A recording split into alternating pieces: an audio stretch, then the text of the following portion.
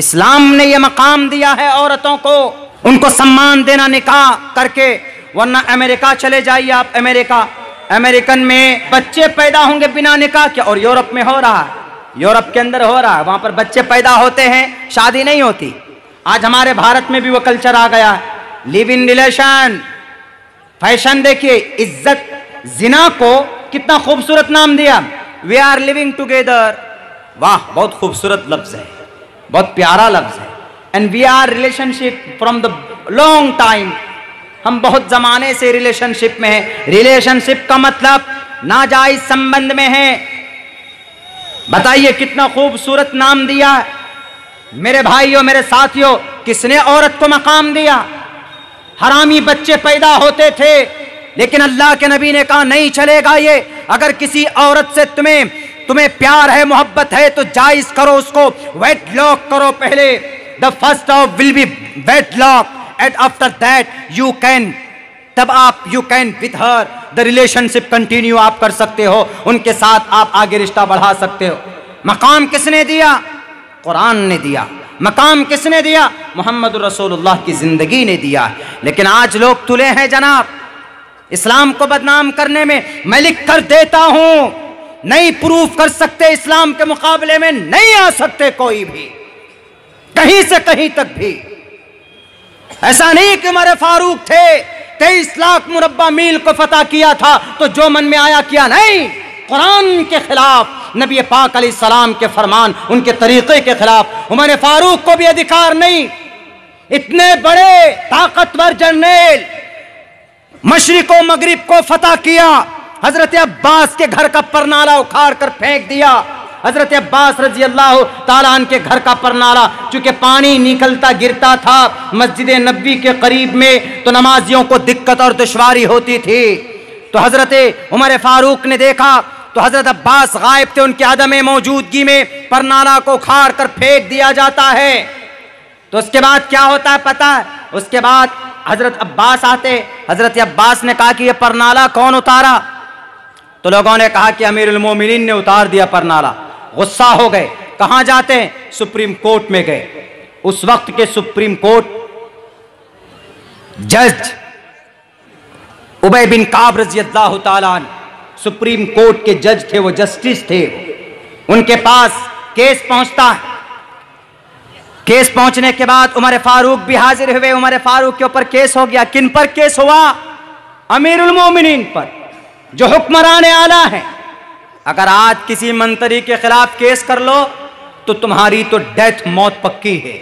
अगर आज के डेट में किसी नेता के खिलाफ FIR कर लो तो आज तो फिर आपका टॉलरेशन इतना होगा, आपको इतना टॉर्चर किया जाएगा कि मत पूछिए। जैसे हमको किया जाता है, हमको भी किया जाता है, हम नेताओं से वैसे भी टकरा जाते हैं कुछ। शायद मैं पागल हूं, क्या हूं, लेकिन मुझे जो चीज़ समझ में नहीं आती है, हम जो चीज़ समझ लेते हैं कि गलत है तो गलत है, बस गलत है। मैं कहूंगा मर जाऊंगा ये गलत है तो गलत है।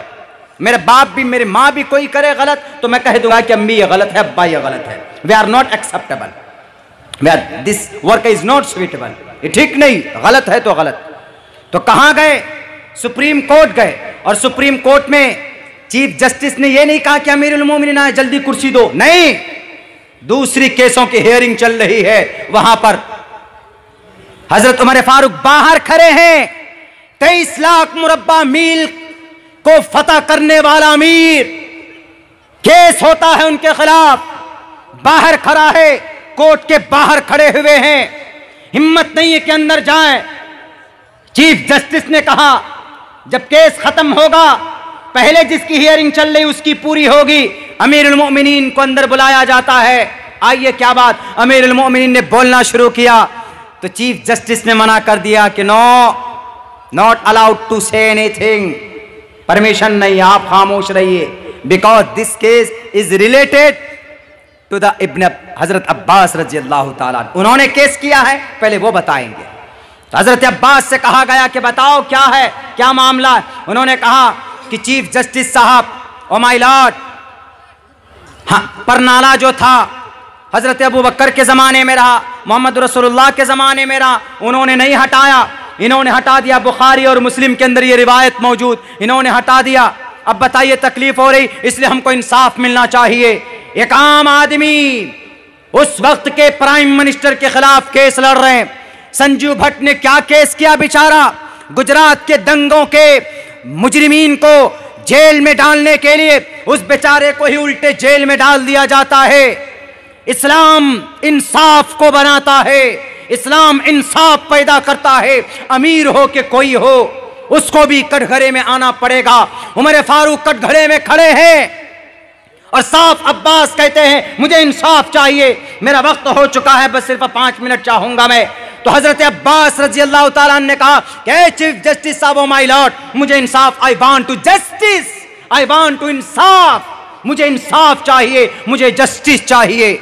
मुझे नहीं कुछ चाहिए कि अमीरुल मोमिनीन है कि नहीं है, मुझे इनसे डर नहीं लगता कि नहीं अमीरुल मोमिनीन है तो मुझे कत्ल कर देंगे, नहीं। लेकिन वो अमीरुल मोमिनीन थे, वो भी खड़े होकर सवालों का जवाब देते हैं। इतने में फिर हजरत अब्बास बोलने लगे, जज साहब एक बात और बोलो, वो जो परनाला लगा है वो मोहम्मद रसूलुल्लाह के मशवरे से लगा है और मोहम्मद रसूलुल्लाह ने निशान देकर खुद खड़े हुए मोहम्मद रसूलुल्लाह और मुझे कहा कि चचा आप मेरे कंधे पर आकर के इस परनाले को लगाइए। उन्होंने कहा अच्छा ऐसा हुआ। हजरत अब्बास से चीफ जस्टिस ने कहा कि एनी आई विटनेस, कोई गवाह है तुम्हारे पास?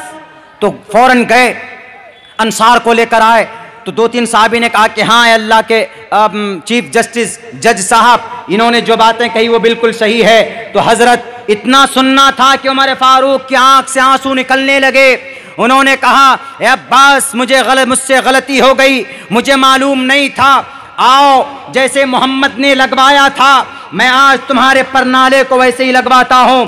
अमीरुल मोमिनीन 22 लाख मुरब्बा मील को फतह करने वाला, जिनका नाम सुनकर कैसर व किसरा के हम महल के अंदर लर्जा तारी हो जाया करता था, वो अमीरुल मोमिनीन खड़ा होता है। हजरत अब्बास को खड़े करते अपने कंधे पर और परनाले को सेट करते हैं, उस पाइप को लगाते जिससे पानी नीचे निकलता है। ये अमल देखकर हजरत अब्बास ने उनकी इस हरकत को देखकर, उनकी अदल को देखकर, उनकी इस इंसाफ को देखकर हजरत अब्बास ने उस घर के मस्जिद नबी के अंदर दे दिया। है कोई हुक्मरान ऐसा बताओ आज की तारीख में?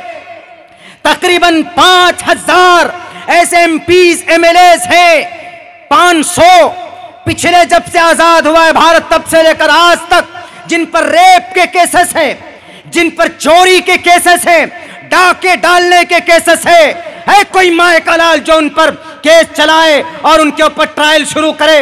नहीं चला पाओगे। क्यों? तुम्हारे पास ऐसा कोई निजाम ही नहीं है। अगर ऐसा कोई निजाम है कहीं पर तो वो इस्लाम के अंदर है। बराबरी का निजाम अगर कहीं पर है, मसावात का कोई निजाम अगर कहीं पर है तो वो मोहम्मद रसूलुल्लाह की लाई हुई शरीयत, अल्लाह की भेजी हुई कुरान के अंदर है। और साफ लफ्जों में कहा है इंसाफ करो, इन्नल्लाह यअमुरुकुम अन तुअद्दुल अमानाति इला अहलिहा, जिनका जो हक है पूरा करो। वइज़ा हकमतुम बैनन नास, जब तुम फैसले करो लोगों के बीच में, ये नहीं कहा कि मुसलमानों के बीच में, बैनन नास human beings, when you become chief justice and you have to judge on the record, on the truth things, not a liar। झूठेपन की वजह से नहीं, सच्ची बातें लोगों के सामने रखनी चाहिए। मेरे भाइयों, आपके इस जलसे में, आपके इस प्रोग्राम में मुझे आकर बहुत खुशी हुई। आपके मेहमान मुकर्रिर शेख मौलाना जर्जीस अंसारी साहब, मैं भी उनका बचपन से फ़ैन रहा हूँ। हम पढ़ने के ज़माने से भी उनकी तकरीरें सुना करते थे। तो बहरकैफ आपके इस गांव में जलवा फरोज़ हैं। अभी कुछ देर के बाद उनका भी प्रोग्राम होगा और हमारी और इनकी अभी तक की कुछ जगहों के ऊपर हम लोगों का प्रोग्राम हुआ है, वरना हम लोगों का प्रोग्राम मैच नहीं होता। ये इसी प्रोग्राम में 3 मरतबा तारीखें बदली गई मैचिंग के लिए, तब जाकर हुआ। वो अपने अलग फील्ड में जाते हैं, हम अपने अलग फील्ड में जाते हैं। लेकिन आज का जो पैगाम है ये पूरी दुनिया के इंसानों के लिए पैगाम। इंसाफ और अदल किसी कानून, किसी ज़ाब्ते में, किसी धार्मिक ग्रंथ में है तो वो कुरान में और सुन्नत में है। यही कुरान और सुन्नत का पैगाम है। इस कॉन्फ्रेंस से ये पैगाम जाना चाहिए। ये यूट्यूबर हमारे जितने भी हैं इनसे भी गुजारिश करता हूँ कि आप इन पैगामात को ज़्यादा से ज़्यादा आगे बढ़ाने की कोशिश करें। इंशाअल्लाह हमारे इस्लाम में अदल और इंसाफ था, और अभी अगर कोई कमी है तो उसको हम दूर करेंगे, और इसी अदल और इंसाफ के ज़रिए से दुनिया के अंदर अमन और शांति, और पूरी दुनिया का धर्म अगर कोई होगा तो इस्लाम होगा, इसी अदल और इंसाफ के ज़रिए से होगा। वरना जुल्म ज़्यादती, जब नाइंसाफ़ी बढ़ती है तो जुल्म ज़्यादती बढ़ जाती है, बल्कि सरकारें गिर जाती है जुल्म ज़्यादती करके। अभी तो करप्ट लोग बैठे हुए हैं दुनिया की गद्दियों में, सिर्फ भारत में नहीं, अक्सर जगहों के ऊपर। इनको अल्लाह तबारक व तआला दिखाएगा अपनी राजनीति की गद्दी चमकाने के लिए। ये भूमिया, ये मनियार, ये चमार, ये चौदस, ये तेली, ये वो, ये फलां, ये डिमाका नहीं। मेरे हिंदू भाइयों, एक इंसान हो आप, एक मनुष्य हो। जो बोलता है उनको कहो मनुस्मृति लाकर दिखाओ मुझे। मलेच्छ भाषा कीर्तातैन वैद वाक्य प्रांड मुखा। मलेच्छ हैं हम। मलेच्छ मतलब, इन मलेच्छ का मतलब नापाक कह दिया गया, हालांकि नापाक नहीं, मलेच्छ मतलब सबसे पुराने इंसान, पुराने मानव। मलेच्छ भाषा कीर्तातैन वैद वाक्य प्रांड मुखा। बोलेंगे हम इंशाअल्लाह, रखेंगे लोगों के सामने में बात है जहां तक हो सकेगी। जब तक जान है, जब तक ताकत है, जब तक खून का आखिरी खतरा बदन में रहेगा, तो हम हिंदू भाइयों की भी हकीकत उनको बताएंगे, उनको समझाएंगे कि आप भी ईश्वर के एक बंदे हैं। आपको भटका दिया गया, बहका दिया गया। आवागमन का अकीदा नहीं है वेदात में। गाय मांस का झगड़ा नहीं है वेदात में। 7 जन्मों का अकीदा नहीं है वेदात में। उठाकर देख लीजिए, आप पढ़ लीजिए। पढ़ने वाले जानते हैं, बोलते नहीं क्यों। दबा दिए जाएंगे, काट दिए जाएंगे, कुचल दिए जाएंगे। Praise and thanks are Allah's, the Lord of the Alameen, mankind, jinn and all that exist. All praise be to Allah, peace and blessings on the Prophet of Allah subhanahu wa ta'ala, his descendants and all of his companions. I seek refuge in Allah from the Satan, the rejected and accursed, in the name of Allah, the most gracious, the most merciful. O my Lord, expand me my breast, ease my task for me, and remove the impediment from my speech so they may understand what I say. Vasudeva Sutam Devam Kansachanuramardanam Devaki Paramanandam Krishnam Vande Jagat Guru Maha. Om Shanno Varuna, Om Shanno Bhavat Varyama, Shanno Brahma Braspati, Namo Brahmane, नमस्ते वायो तमेव प्रत्यक्षम ब्रह्मासि। शूद्रो मित्रा ब्रह्मा धर्म क्षेत्रे कुरुक्षेत्रे समवेता युयुत्सवः मामका पांडवाशय किम कुर्वत् संजयः। ओम पूर्णमिदः पूर्णमिदं पूर्णात् पूर्णमुदच्यते पूर्णस्य पूर्णमादाय पूर्णमेवावशिष्यते। ओम शांति शांति शांति। जनाब सदर जलसा, मुअज़्ज़ज़ हज़रात उलमाए किराम और मेरे गयूर मुसलमानों, पर्दे में तशरीफ़ फरमा हमारी समाज की माँ और बहनों,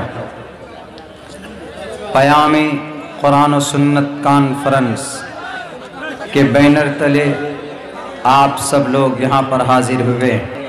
अल्लाह का कोई भी फरमान अपने बंदों के लिए, इंसानों के लिए कोई ज़बरदस्ती थोपा नहीं गया है, बल्कि उस अल्लाह ने इंसान को बनाया।